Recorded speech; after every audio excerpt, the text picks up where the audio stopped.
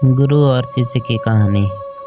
एक गुरु और शिष्य जंगल से होते हुए अपने गांव जा रहे होते हैं। अंधेरा काफ़ी हो चुका था।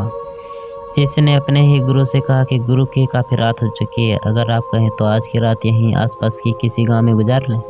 गुरुजी ने अपना सर हिलाया और वो आसपास के गांव में छोटे से घर के पास जाकर रुके। अब जैसे ही वहाँ गए तो गुरुजी के शिष्य ने दरवाज़ा ठकठकाया। उस घर से गरीब आदमी बाहर आया तो गुरुजी ने बोला, हम अपने गांव जा रहे थे, लेकिन काफ़ी रात होने की वजह से हमने इसी गांव में रुकने की सोचा। क्या हम आज रात आपके यहाँ रुक सकते हैं? गरीब आदमी बोला, हाँ क्यों नहीं, आप दोनों अंदर आ जाइए।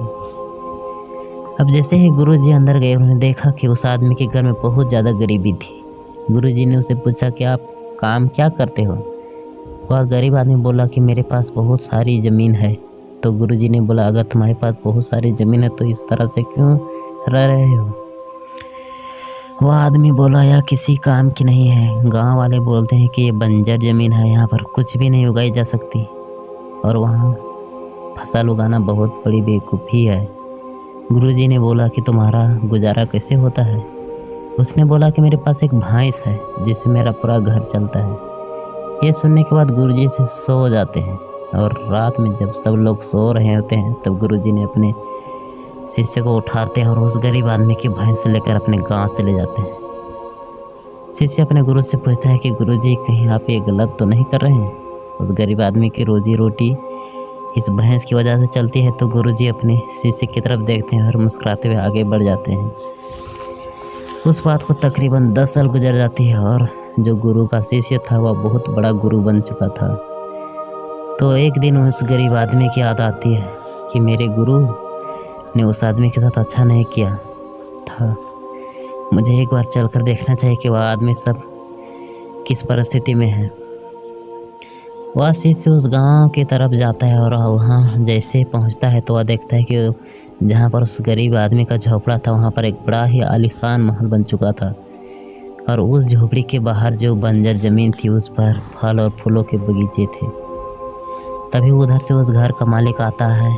शिष्य उसे पहचान लेता है और उस आदमी को बोलता है, तुमने मुझे पहचाना?